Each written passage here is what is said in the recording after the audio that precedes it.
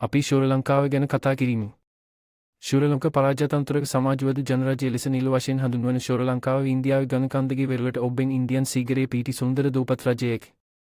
එය ලෝපුරා සංචාරකයන් සඳහා ජනප්‍රිය ගමනාන්තයක් බවට පත් කරන පෞස්ත ඉතිහාසයක්, සංස්කෘතියක් සහ ස්වභාවික සුන්දරත්වයක් ඇති. ඉතිහාසයේදී ශ්‍රී ලංකාවට වසර 3000 කට වඩා ඈතට දෙවන දිගු හෝ ආකර්ෂණීය ඉතිහාසයක් ඇති. රටෙහි ඉතිහාසයේ පුරා විවිධ රාජධානි විසින් පාලනය කරන ලද අතර එය ටිපරබින්, සිරන්ඩබ සහ සිලොන් වන විවිධ නම් වලින් හඳුන්වුණි. 1948 ද නිදහස් ලැබීමට පෙර රට පොතුගොස්, ලන්දිස සහ බරත්නය විසින් යටතේ විජිතයක් විය. සංස්කෘතියකි ශ්‍රී ලංකාවේ පෞස්ත හා ජීව සම්පන්න සංස්කෘතියක් සහිත විවිධත්වයෙන් යුතු රටක්. රටේ විවිධ ජනවර්ගික කණ්ඩායම් වලට නිවාහනක් වන අතර ඒ සෑම එකම තමන්ගේම සම්ප්‍රදායන් සහ සරත් වාර්තා ඇති. සිංහලයන් යන රටේ විශාලතම ජනවර්ගික කණ්ඩායම් වන අතර ඔවුන් පරදන වශයෙන් බෞද්ධයන් වී. පරදන වශයෙන් හින්ද භක්තිකයන් වන දෙමළ ජනතාව රටේ විශාලතම සොළුතුරු කණ්ඩායම වී. ශ්‍රී ලාංකික සංස්කෘතියෙහි වර්ණවත් උත්සව සම්ප්‍රදායික නැටුම් සහ කළුබඩ සහිත ආහාර සඳහා පිරිසිද්ධිය. ස්වභාවික ලස්සන ශ්‍රී ලංකාවේ ස්වභාවික සෞන්දර්යය සහ විශ්වමයෝජනික දර්ශන සඳහා පිරිසිද්ධිය.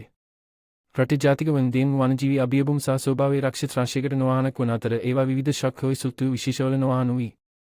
සංචාරකයන් අතර ජනප්‍රිය වුණොටනම් මරිස්ස සහ තංගල්ල වන පෞරණික වේල තීරයන් සඳහාද රට පිරිසිද්ධිය.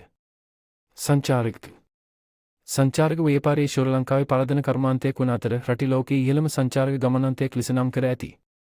සංචාරකයන් සඳහා කදිම ගමනාන්තයක් බවට පත් කරන පුරණ විහාරස්ථාන, ඓතිහාසික ස්ථාන සහ ස්වභාවික ආරම්භ වන විවිධ ආකර්ෂණ ස්ථාන රටෙහි පිහිට ඇති. ශ්‍රී ලංකාවේ ජනප්‍රිය සංචාරක ආකර්ෂණ ස්ථාන අතරට පුරණ අනුරාධපුර නගරයේ සිංගර පිරෝත් බලකොටුව, මහනුවර දළදා මාලිගාව සහ යාල ජාතික වන්දනය ඇතුළත් වී.